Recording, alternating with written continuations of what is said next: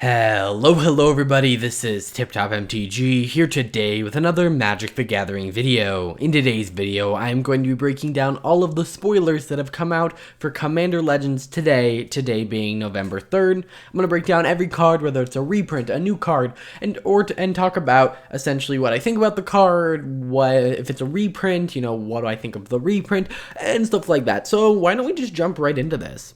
The first card we're going to talk about today is Kangas Lieutenant. It's a 3-cost white 1/1 creature bird soldier with flying, and whenever it attacks, attacking creatures with flying get +1/+1 until end of turn. So, yeah, not a great card, but inside of a limited, environment, I'm sure it's pretty good in a, blue-white flyer stack. But then it has Encore 6, which means if it dies, you can bring it back and kind of, in a 4-player game, which I'm pretty sure these cards are balanced around 4-player games, you can kind of get 3 of those on-attack triggers and 3 swinging creatures. For 6, bringing out 3 1/1s isn't great, but for 6, bringing out 3 3/3s, and then also boosting all of your other flying creatures for 3, or boosting all your other flying creatures +3/+3, really seems worth it for 6. So I think in a limited or a lower power commander table, this could be pretty good. Next we have a Gale Strike. It's a reprint from Amonkhet. It's a 3-cost blue instant, and it says return target tapped creature to its owner's hand and then draw a card. I don't like this card for 2 reasons. First, you can only return a tapped creature, and honestly, I'm not a big fan of paying 3 to bounce anything. Just even if it said pay 3, draw a card, bounce something, wouldn't be a huge fan of the card. It wouldn't be awful. It'd be better than some cards, but I would much rather have something that's more consistent. For instance, if this said return target permanent to its owner's hand, and then if the permanent was tapped, draw a card, boom, much better card, and maybe bring it down in price or something. But I just don't like the way this is worded. The fact that I can only hit a tapped creature means that I'm paying 3 and I'm basically getting the same effect as unsummoned, but a little bit more restrictive, and I get to draw a card. Obviously drawing a card is good, but outside of a limited environment, this is a pretty bad card. Next we have Izior, Ward Wing Familiar. It's a 2-cost blue legendary creature bird 1/3. This is part of a cycle of familiars, which are kind of creatures that just boost your commanders that have partner. So this one is a flying 1/3, and it says spells your opponents cast that target 1 or more commanders you control cost 3 more to cast, and it has partners. So I think the black one gave Death Touch and Menace. I think we had one that gave Haste and something, maybe Trample. No, I think it was First Strike. Either way, it looks like we're getting one in each color. This one's okay. I mean, you're paying 2 mana to make your opponent pay 3, so even if they use a kill spell, they are at least spending double the mana you spent.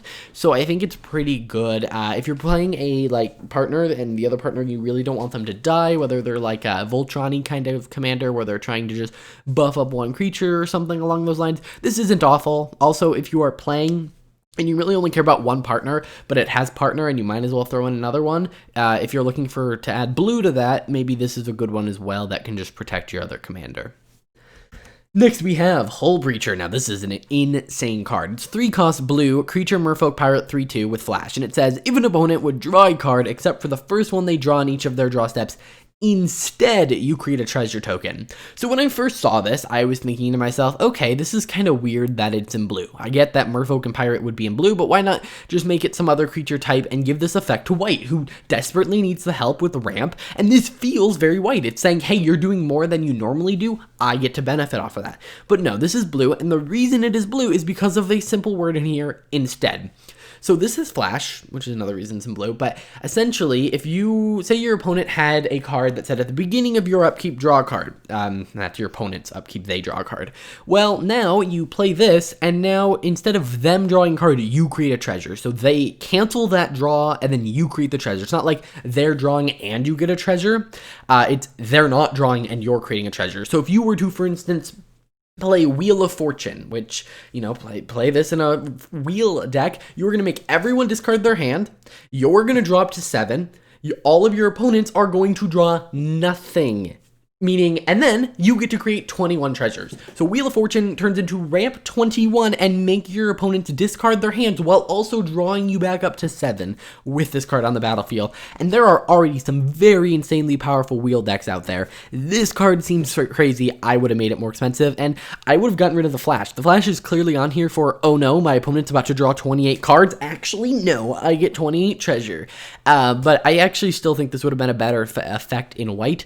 White is the color of I can't do it, but I can slow you down, and this really does, this would do this in white. I mean, yes, white doesn't really prevent card draw that often, but they can prevent ramp, they can prevent people from casting things, from drawing cards, no, they don't do that, sorry. They can prevent people from attacking, blocking, you know, doing things. They are very stacksy, and this is just another stacks piece, so I'm surprised it's not in white, especially with them trying to push white so much, and I kind of wish it was, because blue doesn't need help with this. If blue has a draw spell that they don't want, they can just counter it. So yeah, I think that this would have been a better fit in white decks as well, because wheel decks are generally not in white. If they are, they get the advantage of running Smothering Tithe, but like generally a wheel deck's gonna be like at least it, because you know blue has some good wheels in it. So yeah, pretty insane card. Next, we have Sakashima's Will. It's a 4-cost blue sorcery, and it says choose one. If you control a commander, as you cast this spell, you may choose both. So this is part of a cycle of, hey, if you control your commander, I should say, choose both of them. So target opponent chooses a creature they control, you gain control of it, and then choose a creature you control. Each other creature you control becomes a copy of that creature until end of turn. So, this is one of the ones where I'm not as big of a fan as the other ones in the cycle. For instance, I believe all the other ones in the cycle, if you got both, the first one helped out the second one. So if you got the first effect, it would help out the second effect. And yes, you know, you get to gain control of a creature, but it's not going to have haste.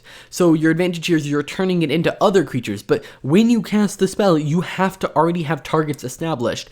So you can't make all your creatures become like copies of your opponent's creature. If that was the case, I would say, oh yeah, this definitely makes sense. You know, the bottom ability synergizes by giving you whatever, you know, it can turn all your creatures into your opponent's kind of creature. But this, you have to establish targets before you can like put it on the stack and before they choose a creature, which means that the advantage is you get one extra version of that creature. But this creature can't attack, so it's not like you're cloning some huge things, and it can't activate tapped abilities. So that means you're activating mana abilities? Why do you need so many things that are going to activate mana abilities? So I really don't understand. I mean, yes, you get to gain control of it permanently, so I'm not saying that ability is bad in any way, especially if they only have one card. It's just, it doesn't feel as synergistic, with the whole bottom ability, which I kind of liked about the cycle was that, you know, if you got both, they kind of work together. Like one makes you sack your creature with the highest power, and then the next one like gains life equal to the highest power or toughness in an opponent's graveyard of creatures. And it's like, yeah, that makes sense. If you can make them sack, you put the biggest thing in the graveyard, you gain more life.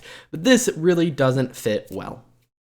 Next, we have Sakashimas Prodigy. It's a 6-cost blue creature shapeshifter, 3/1 with flash and cascade, so that's kind of interesting. And then it says you may have it enter the battlefield as a copy of any permanent that entered the battlefield this turn. And you might be thinking, okay, the idea is you cascade with this, and whatever you get 2 of it, which even if it's a land, this can enter as a land. But I think what this has more value in is, I mean, it is a bit expensive, but like your opponent plays some terrifying enchantment, haha, flash speed, 6 mana, I have that now, and I get to cascade. And if I happen to cascade into something better, you don't have to choose what it's turning into until after it like is about to hit the battlefield. So you can cascade first. If you get yourself I don't know what's a really good card. If you get yourself a Consecrated Sphinx, which I don't think you can actually get with this. If you get yourself some insane card, whatever, you can kind of have it enter the battlefield. But the issue is you can run into an instant or sorcery. So I would not be casting this spell hoping that you cascade into something unless you only have permanents in your deck. Also, you can't cascade into a land, but you can have it enter the battlefield as a land.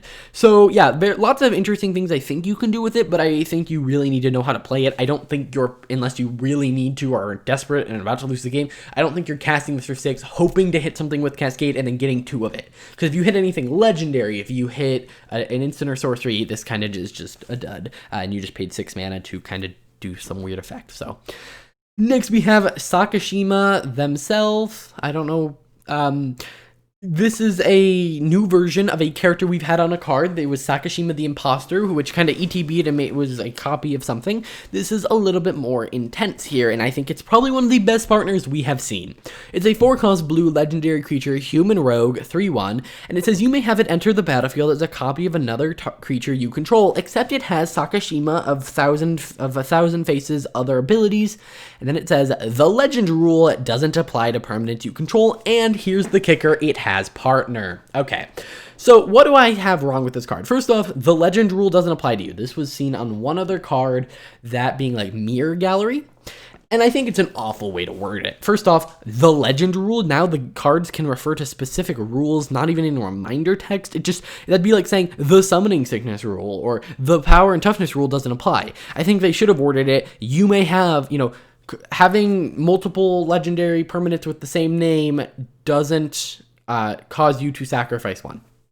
I don't know, refine that wording a little bit, but I think that would have made a little bit more sense and would be would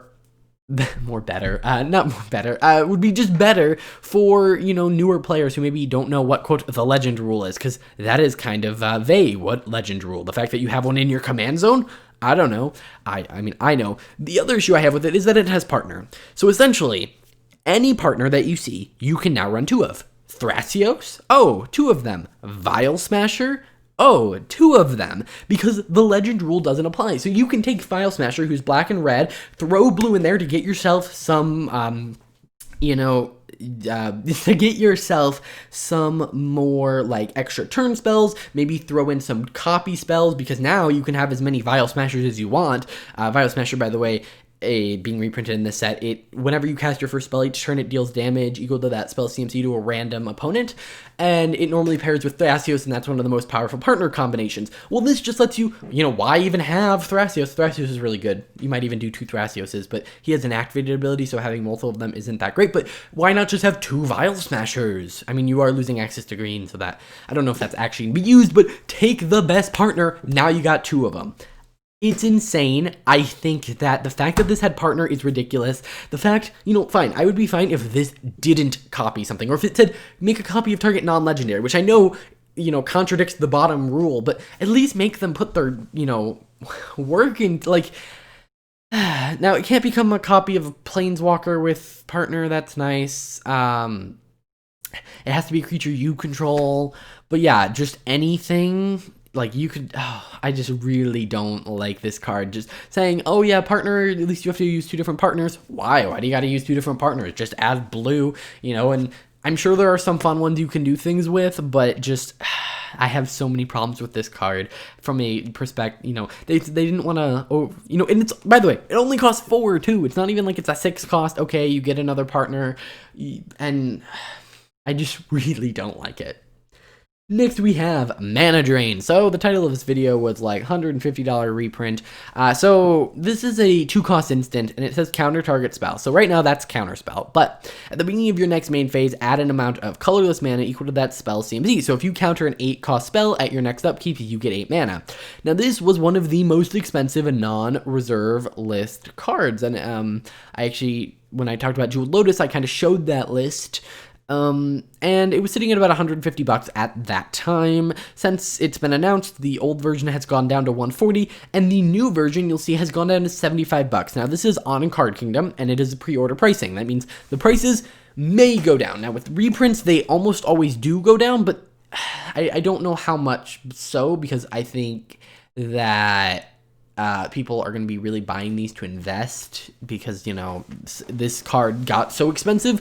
I would not be surprised if it dipped under $50, at least for a little bit, but I really don't see it going lower than that. I really hope, because this isn't a master's priced product, so it's not $15 a booster. I really hope that it crashes down to $10, even lower. I don't think it's going to go to $10. I think it'll be like 20 to 30, but that would be amazing. Just having more access to cards is always good, and this is just a high value thing. This can almost just at its previous price, pay for your entire box, just pulling this one mythic. And now it'll be available in extended art as well, so keep that in mind.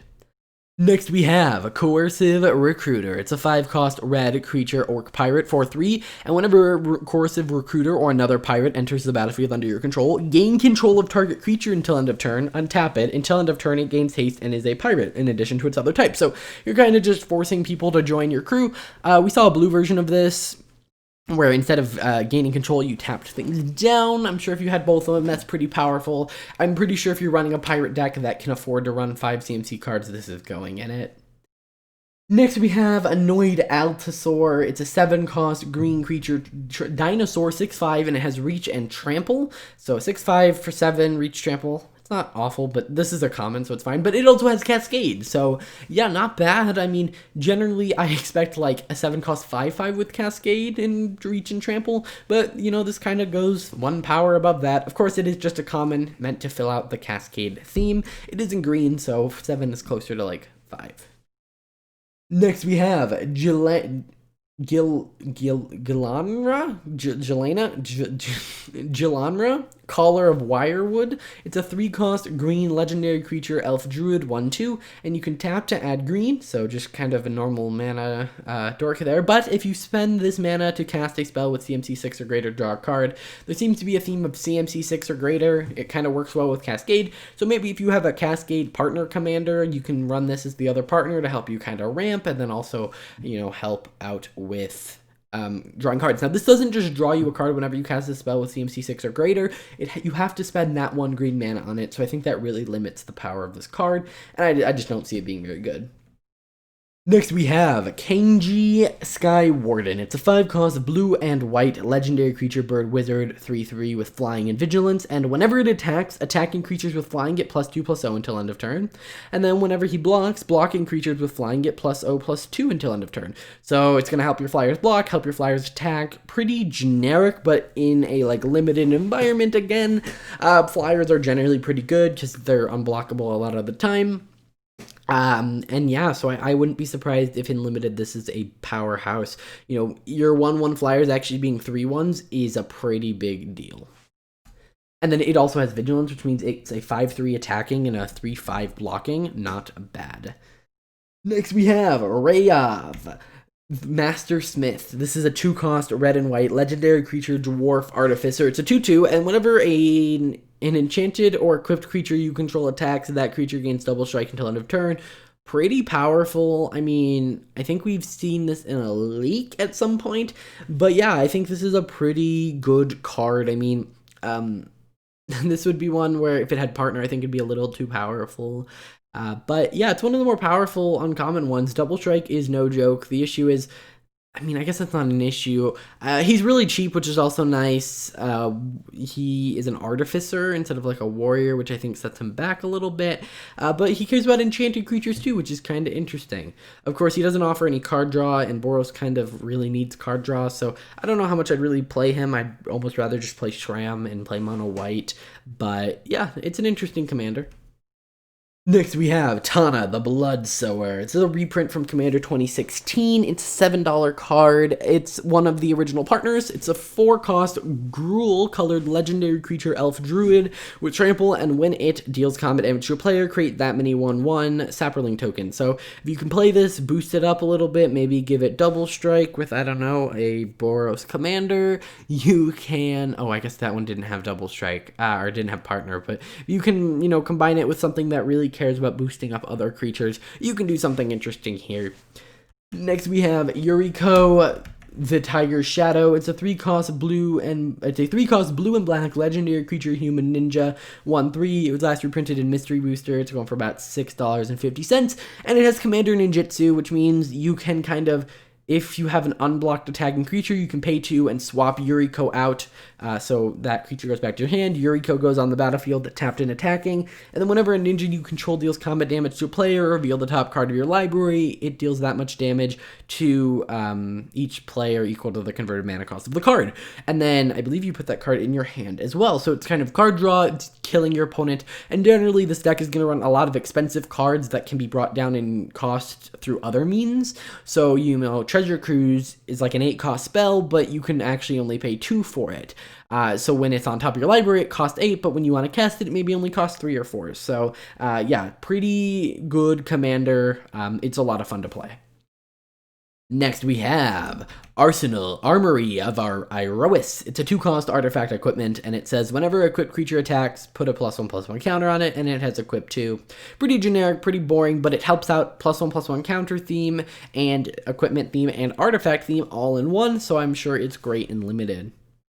Alright guys, that's going to do it for this video. It's a little bit shorter than the previous ones, but, you know, there were just less spoilers today. I'm not sure exactly what's up with that, but I will be back tomorrow to talk about all the spoilers that come out tomorrow, and if any come out later today, I will also talk about those there. If you guys enjoyed, hit that like button, subscribe to stay up to date with all things Magic, and I will see you in the next one. Bye.